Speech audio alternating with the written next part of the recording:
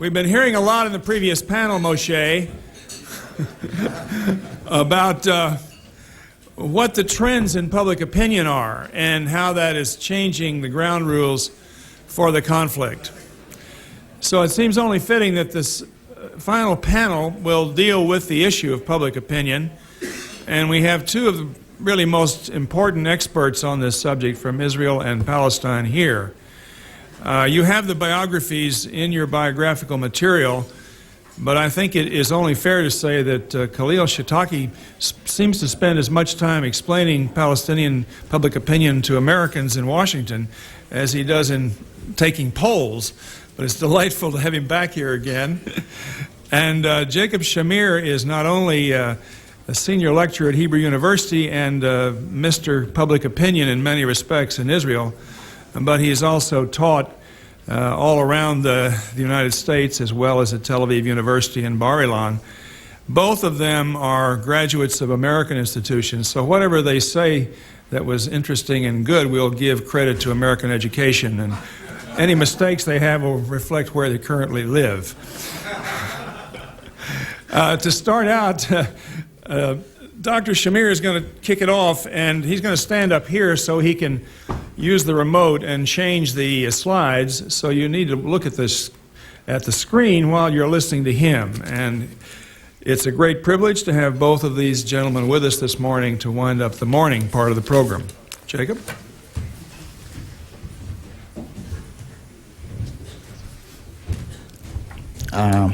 Thank you, Sam, and I'd like to begin with just a few background sentences on the joint Israeli-Palestinian public opinion research project.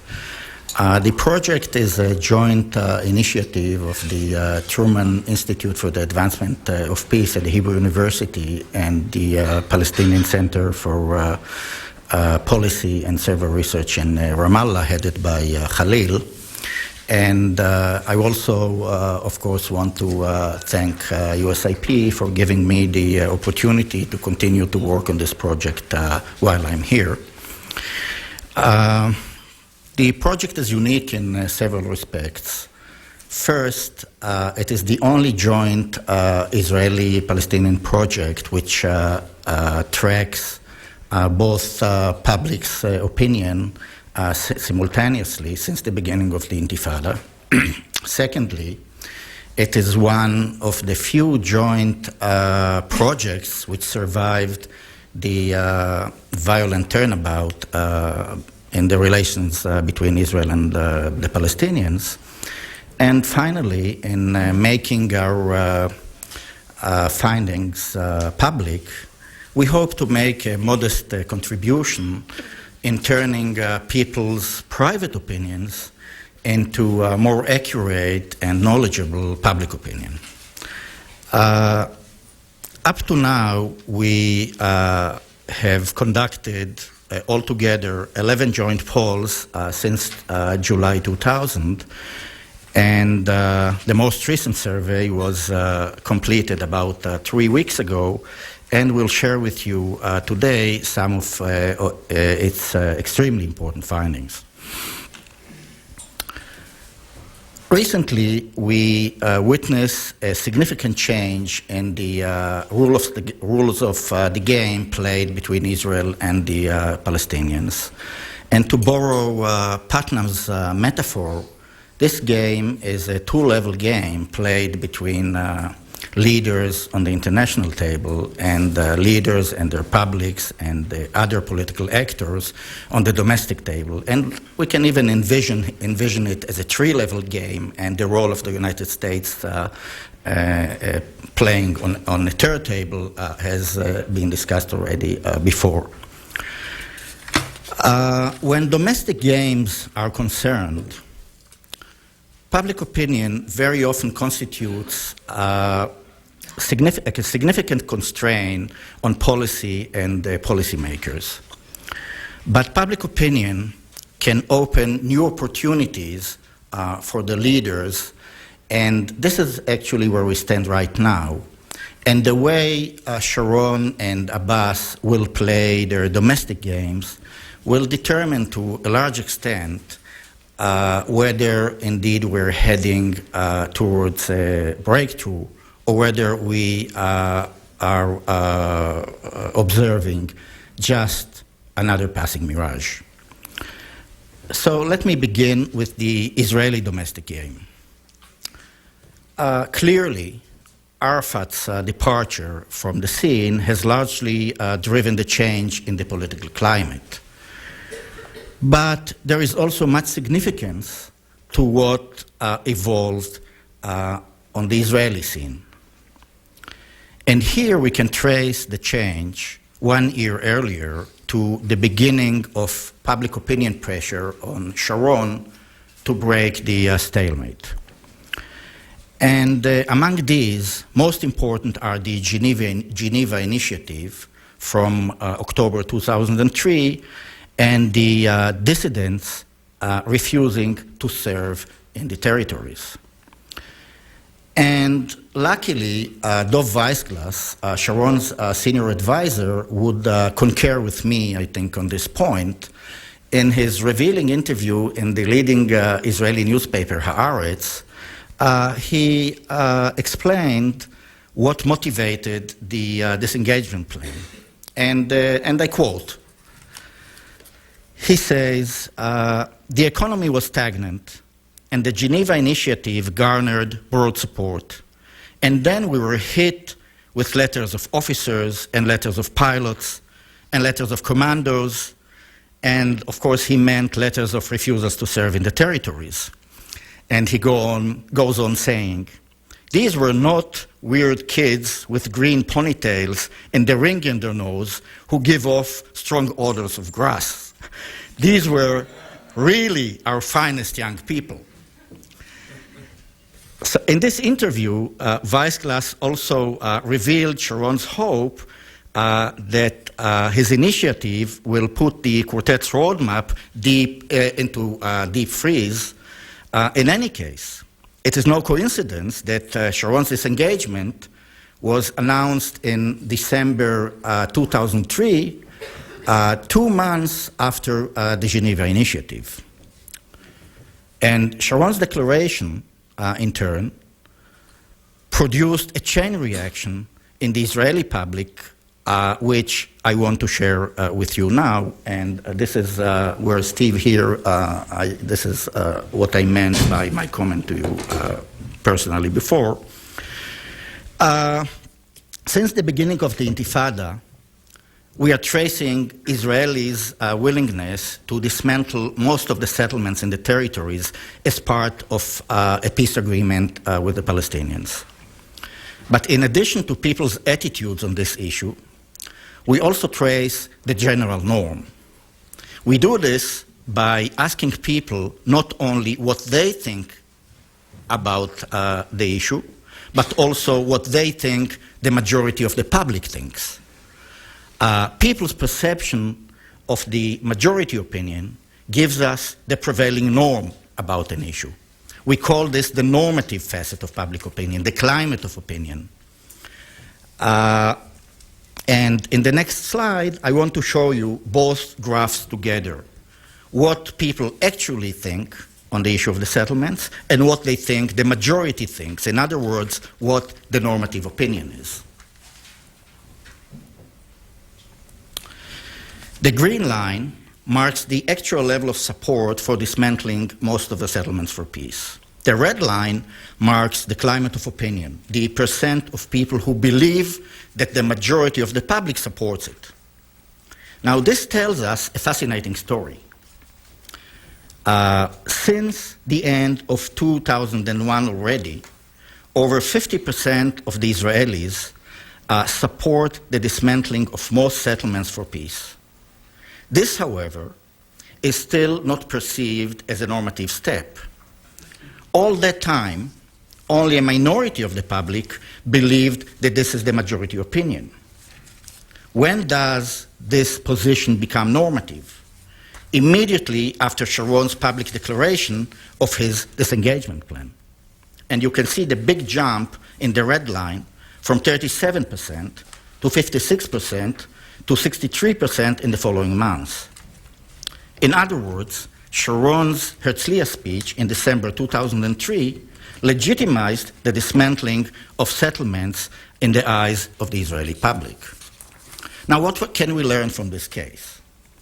First, that like in the first Intifada, the Israeli public was ahead of its leaders on a crucial policy issue and provided an opportunity for Sharon's dramatic policy turnabout. Secondly, contrary to common beliefs, wide support for a policy option is perhaps necessary for its implementation, but it is not always sufficient since it does not always entail legitimacy, normative legitimacy. And this is where leaders' role and how they play the game with their publics becomes so important.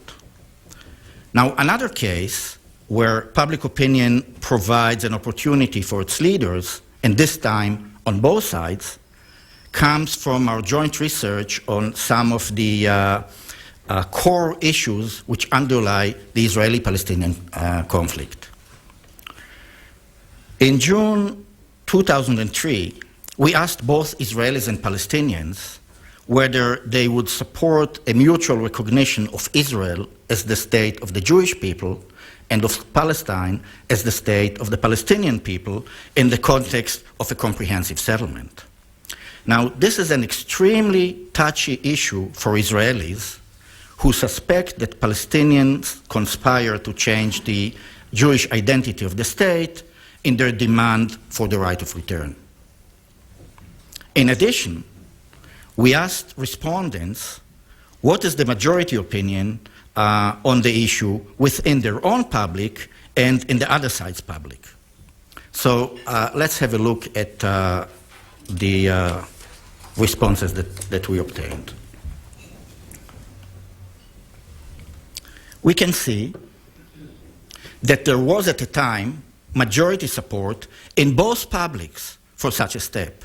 52% among Palestinians and 65% among Israelis supported it. Now, in our most recent survey, the level of support further increased to become 63% among Palestinians and 70% among Israelis, but you cannot see this in the table. What is also evident from the table is that at the time, each side misperceived the level of support of the other side. Only 37% of the Palestinians and only 32% of the Israelis believed that there is majority support for this step in the other side. In addition, while 59% of the Israelis knew of the Israeli majority support, only a minority of the Palestinians, 40%, believed that there is majority support for such a step among Palestinians. Again, this tells us two important things, in fact. First, while an issue can enjoy majority support, it may still not be seen as normative and legitimate.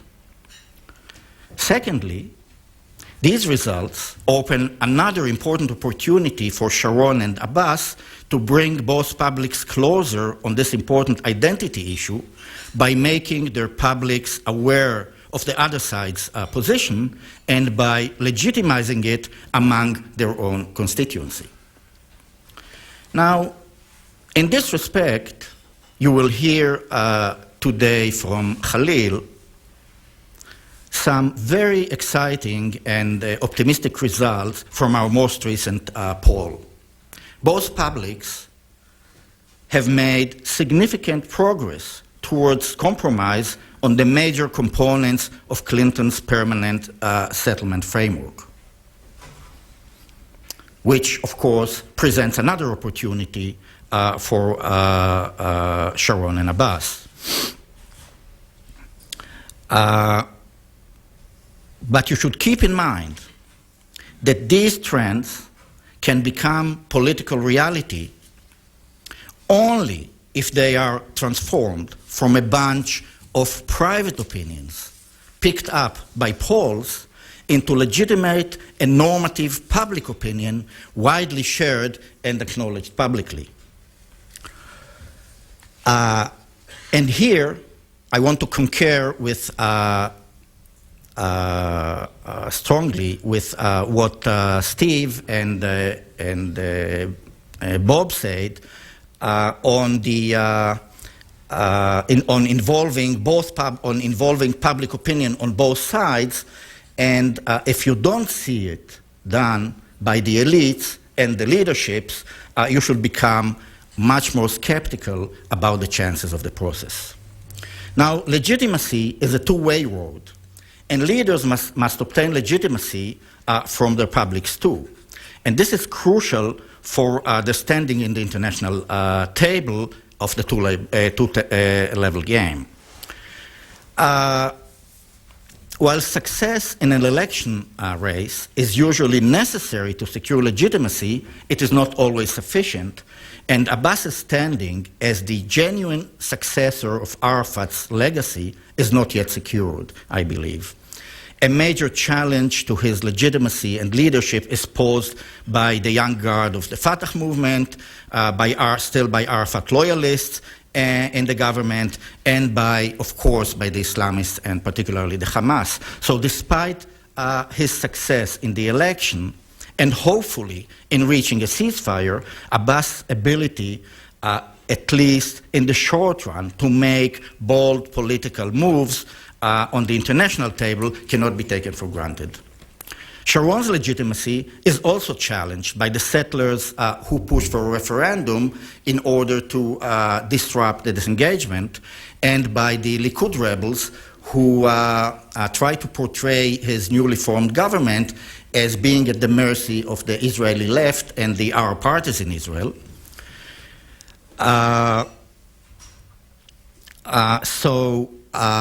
Elections in Israel before the completion of the disengagement plan is still not that far-fetched, although Shas may enter the government soon, and we should wait and see, and they cannot be always trusted. The ceasefire, which could be reached very soon, can open the way to turn this disengagement plan into a coordinated, I'm not saying negotiated, but perhaps a coordinated step rather than a unilateral step. But on the other hand, it makes the disengagement plan hostage to the Islamist militants. Now, the threat to use violence against Israel has become the most important leverage of the Islamists in the internal Palestinian power struggle. It is a means to obtain political concessions and get a share in the newly forming Palestinian leadership. In the international game, Hamas is trying very hard to depict the disengagement plan as an Israeli defeat and a Palestinian victory. The battle over who won has long-range implications for the temptation on the part of the Palestinian militants to force Israel to negotiate a permanent settlement under fire. In this context, we asked both Palestinians and Israelis if they see the disengagement plan as a Palestinian victory, and more generally, who came out the winner since the beginning of the Intifada.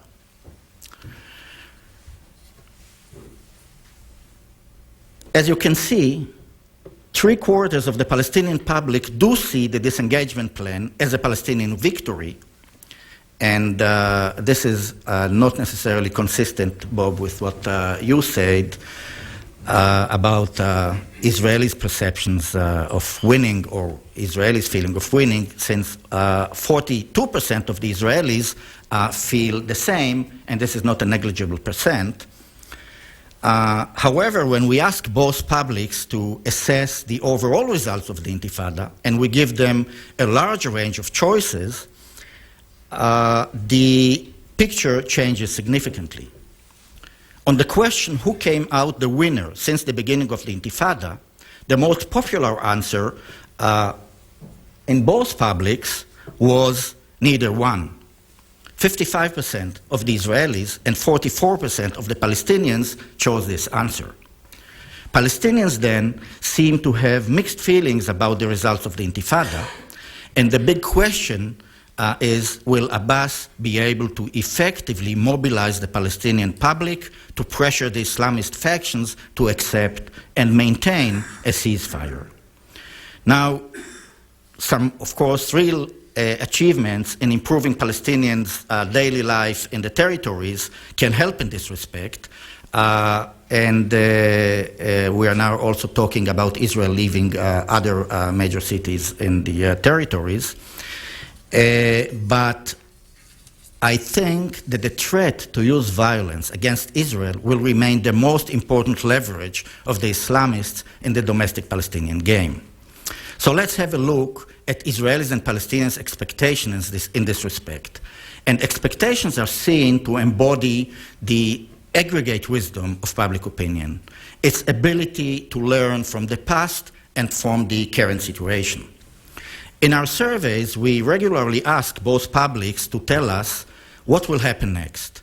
And when we combine the two answers, which refer to negotiations with or without violence, we get a fascinating chart.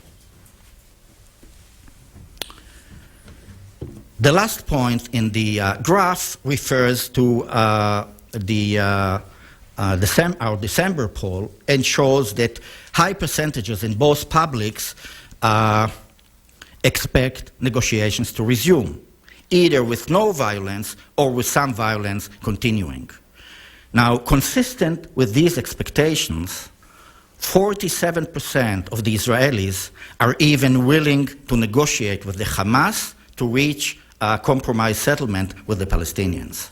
And again, this is not negligible if we all remember how difficult it was to move the Israeli public to negotiate with the PLO in history. Now, this slide is remarkable because it shows that both public's expectations are very sensitive to political developments and they read political reality correctly. What is particularly striking is the fact that both public's expectations over time are virtually identical, even though they are exposed to different media and have been obtained independently. But expectations are not all rosy, and in the next chart, we combine the two answers which refer to the use of violence irrespective of negotiations. And as you can see, here, both public's expectations that some violence will continue are very high and much less sensitive to events and developments. And this means that both publics take the continuation of some violence, at least, more or less as given. This is particularly true for the Israeli public, whose expectations in this respect remain virtually flat and did not change since the beginning of the Intifada. For the Palestinian public, we see some decline in expectations for violence after Arafat's death, but 2/3 of the Palestinian public still expect some violence to continue. Now, to sum up, public opinion in both sides opens a window of opportunity for the leaders. This may greatly facilitate the game on the international table. Other internal factors, however, pose legitimacy threats and threat to spoil the game unless they make political gains. The use of violence against Israel has turned from largely a means of resistance to the occupation into a political resource in the Palestinian internal or domestic game. Both publics are aware of it and judge that it will not go away soon and will remain part of the political reality for the time being. The main difference, however, between Arafat and Abbas is that Abbas seems to understand the shortcomings of violence in the international game. Thank you.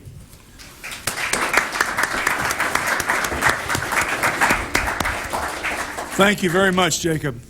I neglected to ask you all at the beginning, as I was carefully instructed to do, to turn off your cell phones and pagers. I guess that was done anyway. None have gone off. And to stay in your places until the end of the session, because we do have some cameras here. If you get up in the middle, you're likely to obscure the view. Incidentally, in case you were curious, this session is intended really to provide the background for the session we had first. Khalil? Thank you very much. What I will be talking about is the prevailing attitude in the post-Arafat period. And as you can see, I will say that there is more optimism, there is a shift in the balance favoring the nationalists, support for the peace process is increasing, the role of violence is still where it was, and the vote for Abbas has reflected public support for the peace process. What I should have added, given the fact that today we have local elections in Gaza, 10 locations in Gaza will have local elections today, and the results of these elections are going to come as a shock to most of you. And I should therefore have added that, but I'll try to say a few things about the local election. And I must say from the outset, therefore, that one should distinguish between local elections and national elections. People's behavior is different in each one, and the motivating factors for each, as I will say, are different. Let me start by saying what was happening in December. Arafat died in November and December. Arafat died, and that quickly generated a lot of sympathies for the nationalists. This is the father of the nation, and it reminded everybody that's the nationalist movement that have led the Palestinians all along these years, and the Islamists are only newcomers, so this did help a lot. The nationalists gained the limelight and gained sympathies and support. The nationalists actually did better than expected. Very quickly they were able to manage a succession process that was admired by everybody. A lot of people who doubted Fatah's ability, including my son, to actually do this, were asking themselves, should I join this movement? My son told me he's thinking about joining Fatah because of what happened. I was amazed. He's a person who isn't usually thinking along these lines, but I think it affected a lot of people's attitudes regarding what Fatah can or cannot do. This was a very good point for Fatah. And it, of course, very quickly decided to go into elections, into presidential elections, and that generated a lot of expectations, and Hamas decided to boycott. And as a result of Hamas's decision to boycott, it was very clear, therefore, that only the nationalists will win. And a lot of people wanted to join the bandwagon and be with the winners. So all of these conditions, what I am about to tell you, and should be taken in light of that. A lot of these dynamics that occurred will gradually diminish. The support for Fatah, or the sympathies for Fatah, will gradually diminish because Arafat's death will gradually be forgotten. There are other things that were happening, and for example, there was a reduction in the level of violence. And certainly if this continues in a positive direction, that we will see more reduction in the violence, this will have a positive effect. But if things change, this will have a negative effect. There were things that did not change, domestic things that did not change, and this is important for local elections. Local elections are based, voter behavior in local elections is based on how they perceive the local environment. And the local conditions did not change. Corruption, mismanagement, lack of strong institutions, etc., is something that Palestinians have been perceiving for the last decade. And nothing changed there. And therefore, that's a hint of what will be the outcome of today's elections in Gaza. Hamas will certainly do very, very well. I will not be surprised if Hamas won all the seats in the elections in Gaza today. But this should not be taken to mean that this is the basis for people's decisions with regard to national matters, such as the vote for Abbas or the vote for the parliamentary elections. It will certainly have an impact, but this is not going to be the most important factor. There are other things from the Israelis that did not change. The closure regime remained in place, settlements built up, the wall, and so all of these things, which usually have a direct impact on the level of support for violence, did not change. So let's see what happened. Let's see where the optimism is. Some of this optimism come from the belief that Arafat's that is going to bring more improvement in the peace process.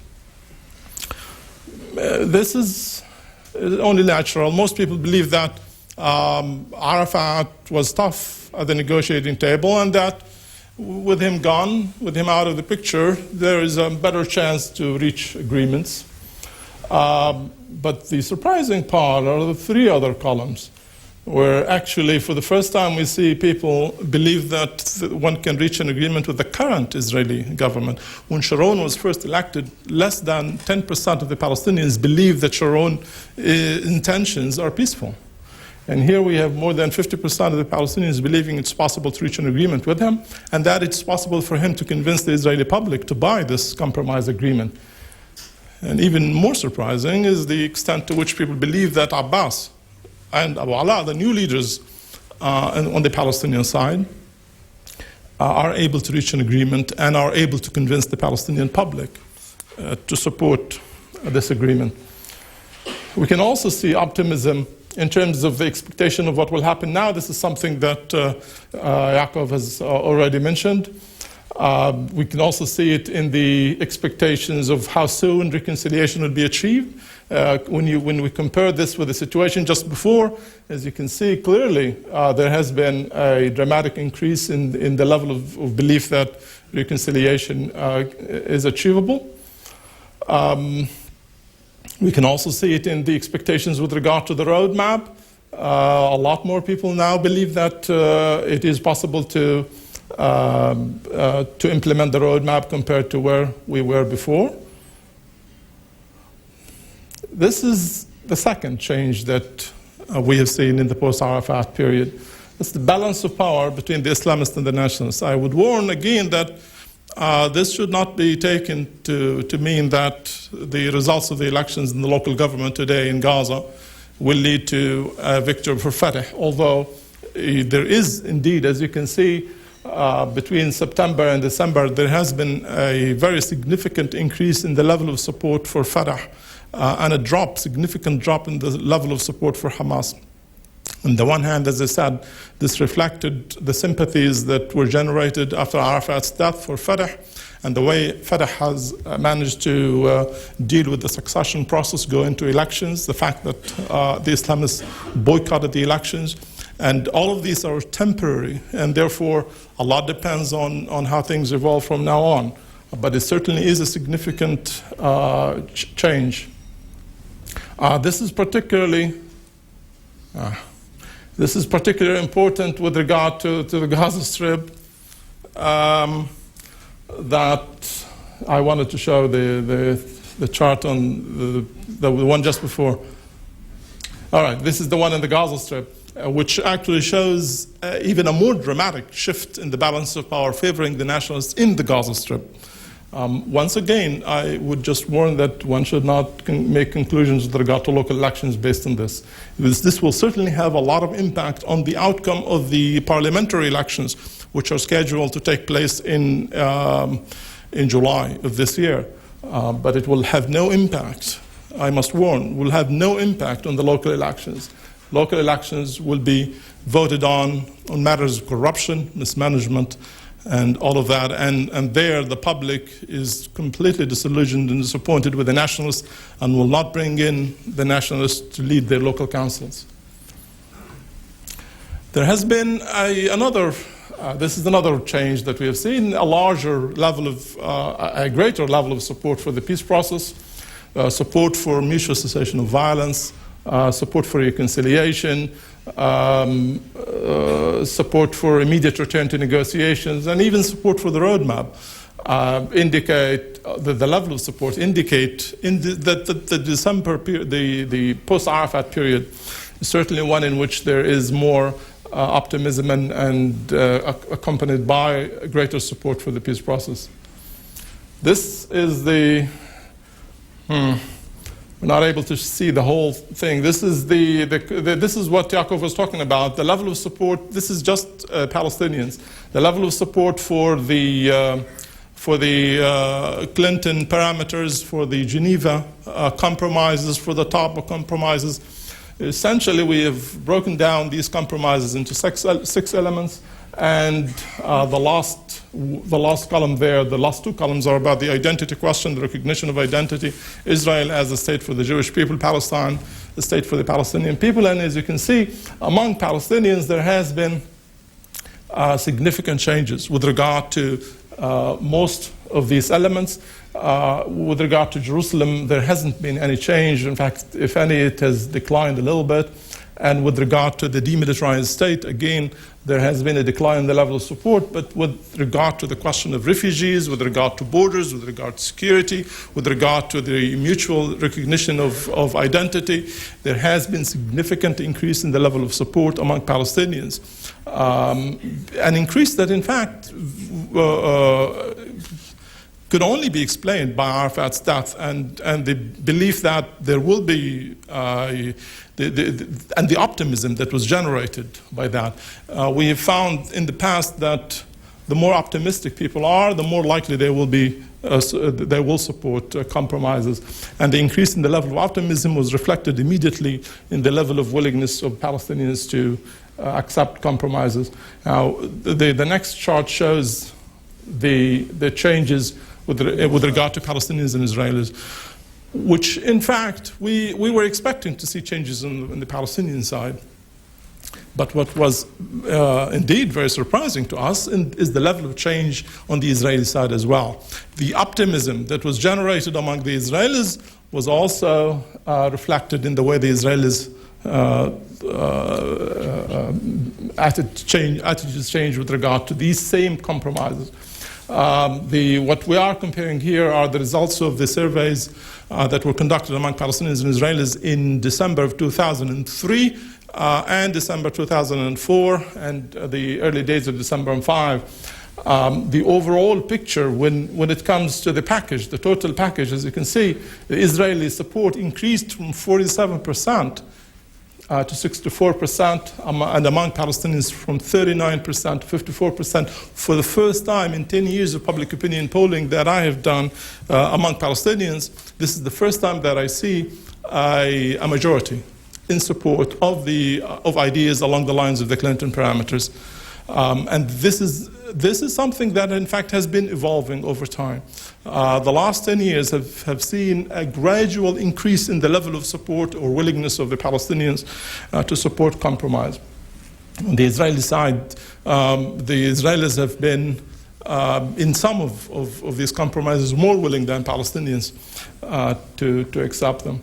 There are still problems with regard to Jerusalem and refugees, but as you can see, the trend is the trend with regard to refugees is an increased level of support, and when it comes to Jerusalem, both sides are on the border case, on the border of a majority, not a majority, and a lot, of course, depends on where leaders take them and on the packaging of the compromises that are involved. Now, let me take you to the fourth change that I've talked about. This is the non-change. This is the attitude with regard to violence. Little has changed with regard to the role of violence in the thinking of Palestinians. So despite all the dramatic changes that I've just described, optimism, support for the peace process, change in the balance of power, the reduction in the level of support for Hamas, this has not affected the level of support for violence and the way Palestinians perceive the role of violence. This is on the question of the support for violence against Israeli civilians. Nothing has changed. Who came out a winner? This is, again, just among Palestinians. As you can see, there is a slight change with regard to the belief that Palestinians came out winners, but it's not a dramatic change like the other changes. And in fact, when we asked the question about the disengagement being a victory for armed struggle throughout the period of last year, starting in May, September, and going to December. Public perception has been that his victory has been on the rise, rather than it certainly is not in parallel with the changes that we have seen earlier. With regard to the belief that armed confrontations have helped Palestinians achieve national rights, as you can see, a majority of Palestinians believed so throughout the period of the Intifada. And in fact, this is something that started just before the Intifada, immediately after the collapse of the Camp David. You can see clearly a majority of Palestinians believe that if Palestinians do resort to violence, that this will help them achieve national rights, and this has continued the belief in that. A majority continued to believe in that since then, and December did nothing to change that perception. Now, let me take you to the last point I want to make here, and that is about the outcome of the election. These are the people who have voted for Mahmoud Abbas. The most important thing here is that essentially all of Fatah voted for Abbas, and that is very important, because that meant that people that Fatah, that this was a vote for Fatah rather than a vote for Mahmoud Abbas as a person. And that certainly is important for Abbas to know, because he has not been, well, surveys have indicated all along during the last 10 years that he is not very popular as a person. And it's very clear here that Fatah has voted for him. Who else voted for him? Well, people who are in the payroll of the PA. Most of them. Students, for example, many of them voted for Mustafa Barghouti. Although I must say that the choices here are not dramatic. This is not a real, genuine choice between Abbas and Barghouti. A genuine choice would have been, of course, if Hamas was there and if Marwan Barghouti was there. But it certainly is an indicative of something. It's not totally irrelevant, but it certainly is useful. The more religious people actually voted for Abbas, but if we continue, you can see that more of Hamas supporters, in fact, voted for Barghouti. So religiosity and political Islam did not go together in this case. Okay. Most important. These are the priorities of Palestinians. And what we're comparing here, priorities for all the voters versus priorities for those who voted for Abbas and those who voted for Barghouti. It's very clear that economic conditions are high on the minds of Palestinians. This is indeed the most important question, and in the minds of those who voted for Abbas, this is number one. The peace process came second, and enforcement of law and order. Is it? It's all right. Accomplishment of reform. Oh yes, reform. Reform is issues of corruption. Reform. Right? Oh, corruption is the third issue. Well, issues of corruption and reform are certainly things that are going to be critical today. But it was not critical in terms of the selection of Abbas. It came third, in fact. And the economic progress and movement and the peace process were most important, and that's really what helped. But in any case, it would have been difficult for Mustafa Barghouti, to compete with Abbas on the question of corruption and reform, because Mustafa has not been able to portray himself as a person who would go after corruption and enforce reform. This is the most. When we ask people what were the most important factors in determining their vote, as you can see again, the most important consideration was the economy. It was the peace process. Economy, peace process. These are the considerations for national elections. It is not the question of corruption, although corruption is important, but the most important is issues of the peace process and issues of the economy.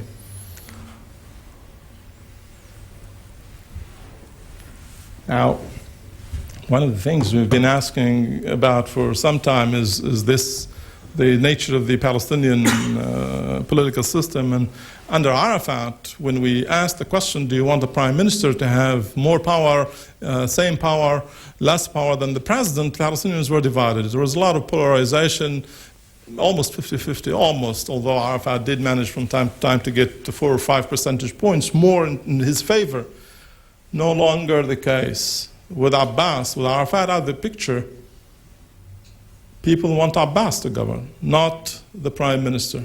People believe that the man they have elected is the one who should be making decisions. And so the fact that they are electing that person, of course, is important. Very clearly, people are giving Abbas the confidence to move, to make the critical decisions. I don't know if we can go, perhaps if we can go back one step. Yes, this shows an interesting picture as well. When we put together the PLO institutions versus the PA institutions, very clearly we get a picture in which people, this is the survey among Palestinians in the West Bank and Gaza, not all Palestinians, I must remind you. What shows is that Palestinians in the West Bank and Gaza want the PA to be the leader and not the PLO. And so they want either the president or the PLC to make the most important decisions.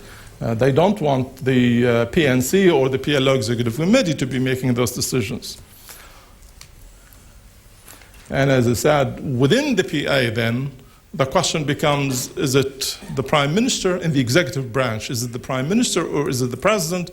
And to my own personal disappointment, of course, the public wants to go with the president. Okay, what do they want the president to do? Again, as you can see, what they want him to do is to go back to the negotiations, negotiate the disengagement, for example. I want you to think about the chart I showed earlier, the slide which shows people viewing the disengagement as victory. What people are viewing as victory is not necessarily the unilateral dimension of it, because as you can see, in fact, people want Abbas to negotiate the disengagement. It's victory more in terms of that this is an evacuation of settlements, this is an end to the occupation, but this is not, in other words, Palestinians are not perceiving the Gaza disengagement in the same way the South Lebanon withdrawal was perceived, as Hezbollah forcing the Israelis to unilaterally pull out without negotiations. This is not the case with the Palestinians. Palestinians want negotiations. They are not seeing the disengagement as something taking place outside of a negotiating process. And even if the Israelis want it to be that, the Palestinians don't want it to be that. Now, this is the last one. The last 3 columns, as you can see, is where what I've already shown you earlier about the lack of change with regard to the role of violence becomes important. Even those who voted for Abbas are not necessarily voting for him to put an end to the violence of the Intifada. The question of the violence has not yet changed. In the mindset of the Palestinians, violence is still important, and even those who are electing Abbas are not electing him because he is going to lead. In other words, if Marwan Barghouti was running, Marwan would have done very well in these elections. Not necessarily win, because only 46%, only 54% want Abbas, of Abbas's voters, want him to put an end to the militarization of the Intifada, which is to say there is about 46% or so who in fact want the militarization to continue. Those would have voted for Barghouti, Marwan Barghouti, not Mustafa Barghouti.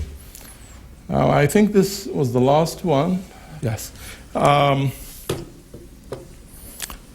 Let me just remind you again that these elections were national elections, and I think it's very important to keep in mind that the picture we are seeing here is a temporary picture. It may change tomorrow. A lot depends on the level of violence. A lot depends on Fatah continuing to be able to be seen as acting in an orderly manner, being democratic, etc. And certainly a lot will depend with regard to the role of violence. A lot will depend on what will happen with the settlements, what will happen with the wall, what will happen with the continued closure. And certainly for the future of Fatah and the nationalists and their ability to win the hearts and minds of the local people at the local level issues. Nothing is going to change unless Fatah is able to deal with this perception of corruption. For Abu Mazen, it becomes very critical. The local elections in Gaza today are going to be an electric shock for him and for Fatah. They have 3 or 4 more months before they go to the rest of the local elections in April. In April, about 150 locations are supposed to have the local elections. And if Fatah by then has not been able to deal with this problem, with the perceived public perception that Fatah is corrupt, inefficient, etc., Hamas will in fact take over most of the municipalities. In the 10 locations today in Gaza, I have absolutely no doubt that Hamas will take control of either all of them or most of them. Thank you.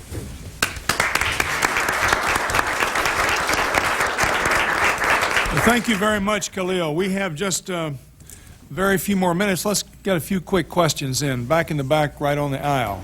And would you identify yourself and then... My name is Steve Rivkin. I'm a Washington lawyer. And forgive me if I have a question that has almost judicial overtones. What would the impact be on opinion in each community were the international community to begin to take credible steps towards addressing the question of compensation for refugees according to the following values? It would be generous, it would be non-judgmental, it would be fairly administered, and it would be individualized. And in particular, I'm concerned as to whether the penchant in Palestinian society towards continued violence might be eroded by the prospect that the world community is taking steps towards this fundamental grievance. Thank you. It will have, in my view, absolutely no change whatsoever. The question on the question of the refugees, the issue is not the compensation. Don't, for a minute, think that it's a matter of compensation or money. The question is the question of the legitimacy of the Palestinian narrative with regard to refugees. And that is essentially then the question of the right of return. Do the Israelis recognize it or do not? If they recognize it, then compensation and everything else, the door would be opened, and that kind of inducements would have an open door. If, however, the issue of the right of return is still hanging out there with no resolution, then nothing is going to change public perception with regard to the issues that we have been talking about, with the issue with or without compensation. Now, Yes. Can I answer? Oh, He yeah. asked about both publics. And with regard to the Israelis, I think Israelis are taking it already for granted. So this is already embedded within their level of support for the Palestinian issue that we saw in the table, which is still relatively low. And I don't think it will change much unless Israelis are really convinced, as I said, that this will not ever threaten the Jewish identity of the state. Rafi? Rafi Danziger from APAC. My question is addressed to Khalil. Khalil, you pointed to many very encouraging findings in your polls, and as did you, Professor Shamir. The most troubling one, as you yourself pointed out, is that violence still is seen by Palestinians as the best way to promote national objectives. So to use Professor Shamir's term, that means there still is normative legitimacy to violence among the Palestinians. And of course, you're right that developments on the ground are going to have an effect on that. But isn't there something also for Abbas himself to do and the leadership in terms of trying to change the view of Palestinians, not just to say the violence has been counterproductive, but to go beyond that and to to have more of an effect on what the media says, what's said in the mosque, because I think that there's a lot of damages done by all of that. And if that does not change, then I think we are in for very big trouble. I must tell you, Rafi, Abbas does not as a person, does not have a great deal of authority. The way the public perceives him is that he is the leader of Fatah. He is the chairman of the PLO. But as a person, is not perceived as a very articulate person with a charisma who would be able to change and sway the public attitude. Don't count on it.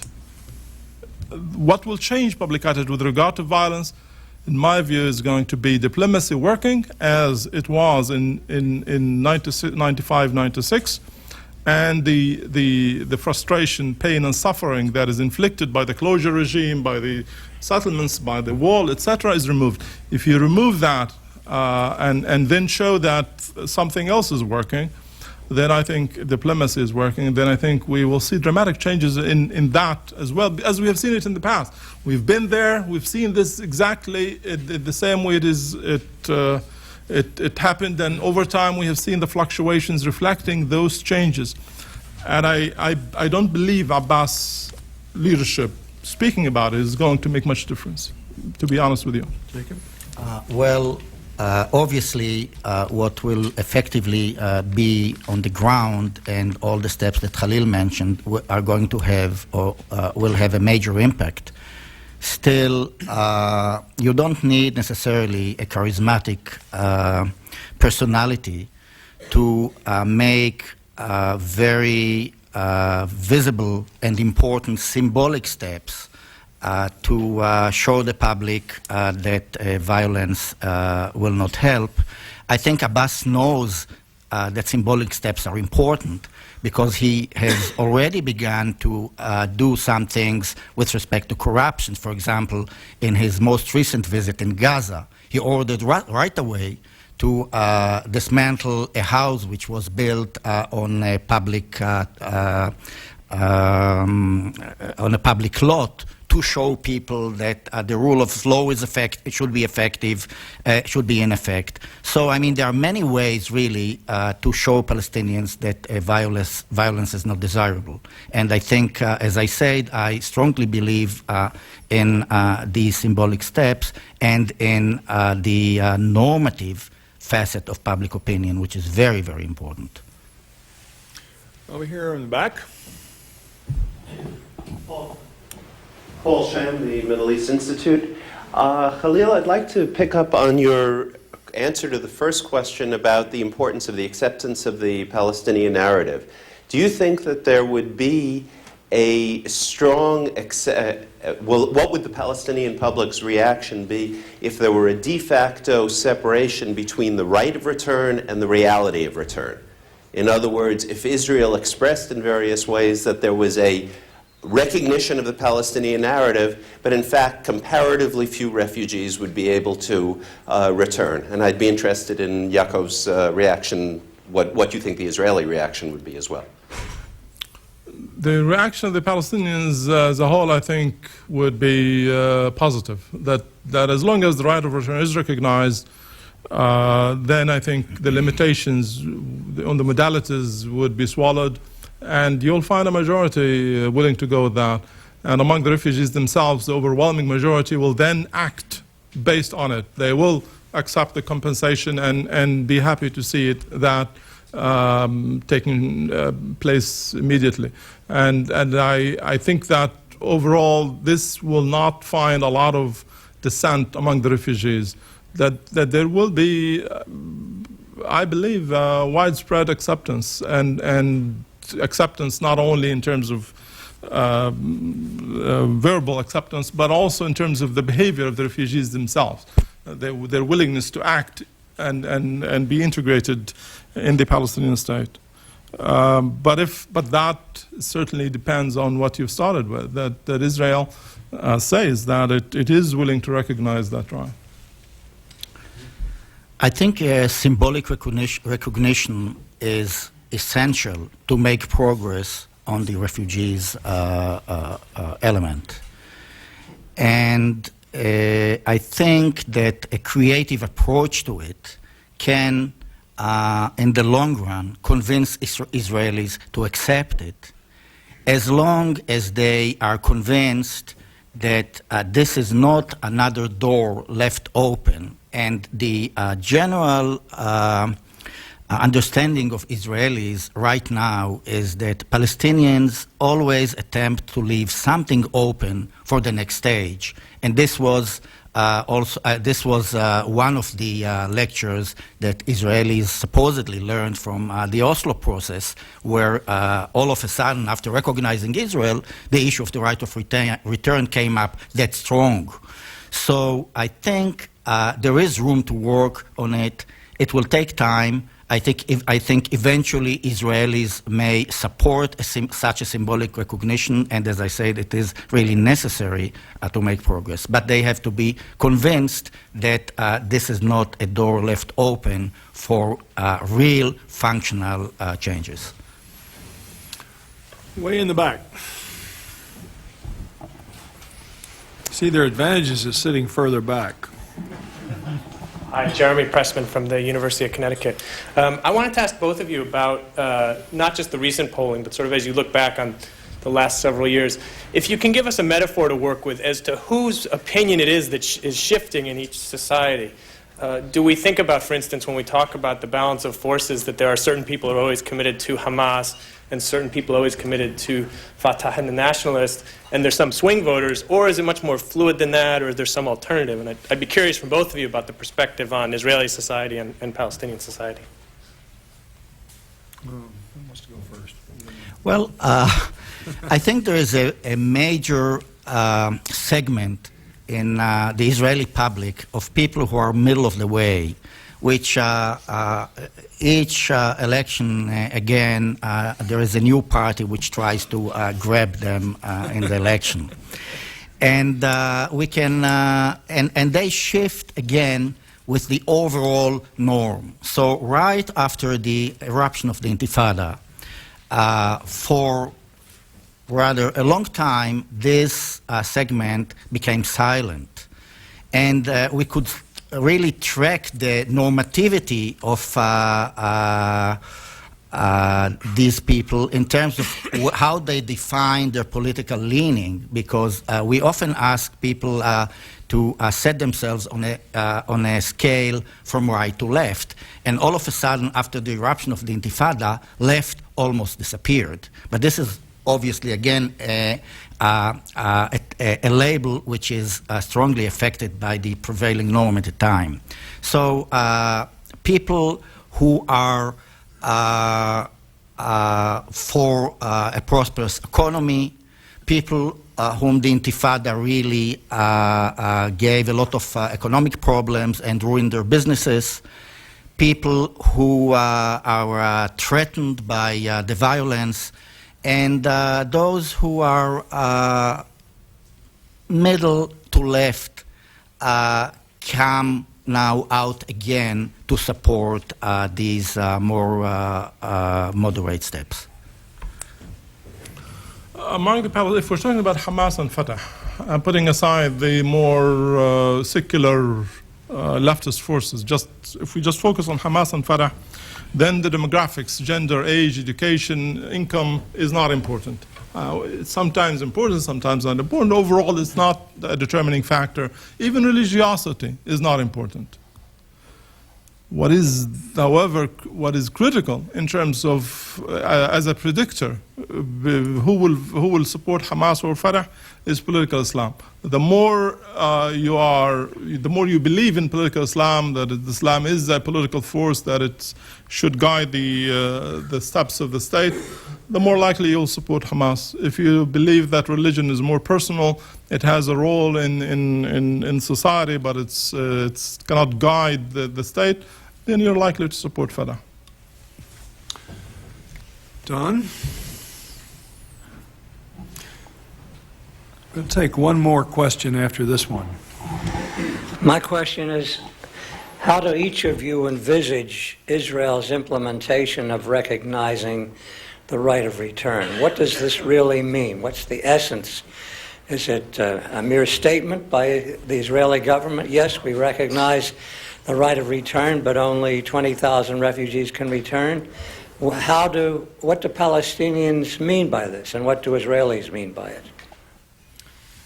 Well, as I said, you have to be very creative about it. And right now, the approach of the Geneva Initiative, for example, was to mention the relevant UN resolutions, which in fact recognize, and I mean, of course, there is still a debate about this too, but it was accepted by both sides who were parties to the initiative as a major step forward. And I guess that the Palestinian public is very, very aware of the meaning of these resolutions, since the claim of the legitimate rights is very embedded within the political culture of the Palestinians. So this is one approach that can be done, but there are other possibilities, and as I said, there is creativity required there. Of course, we haven't polled Palestinians, so I'll only speculate. I'll tell you what, the closer you get to a direct recognition, Israel recognizes the right of return, and refugees will have the following options. Those wanting to return to Israel will have to submit an application to an international commission, which will then decide on who would be allowed to go back to Israel. The overriding consideration is going to be that Israel is the state of the Jewish people. A majority of Palestinians recognize that principle and would be willing to live with it. If something along these lines, I think, would work. One more question. Okay. Journalist time. Only fair.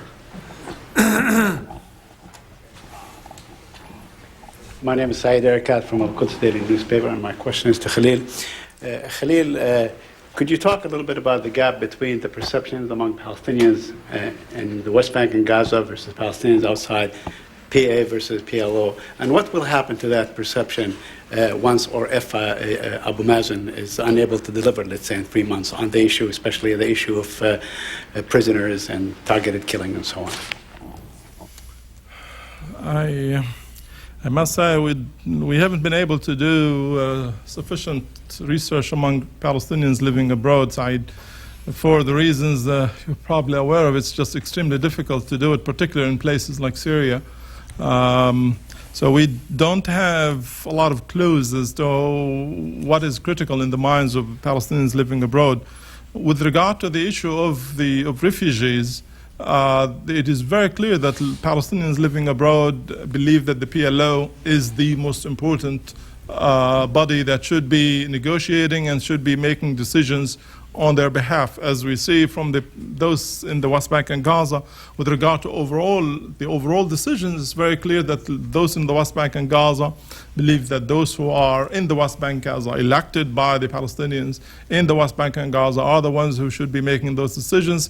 The perception of Palestinians in the West Bank and Gaza of corruption, mismanagement, all of that applies to the PLO even more so than to the PA. And so within the West Bank and Gaza, you're not going to find a lot of admiration for the PLO. Well, we could go on, I'm sure, a lot longer, but I want to thank these two gentlemen for a really very illuminating series of presentations. May I just remind you that the program ends with an excellent luncheon, and our old friend Martin Indyk is going to give us a keynote address of his own. And the luncheon is right down the hall. Stay on this level, and we'll be getting going very shortly.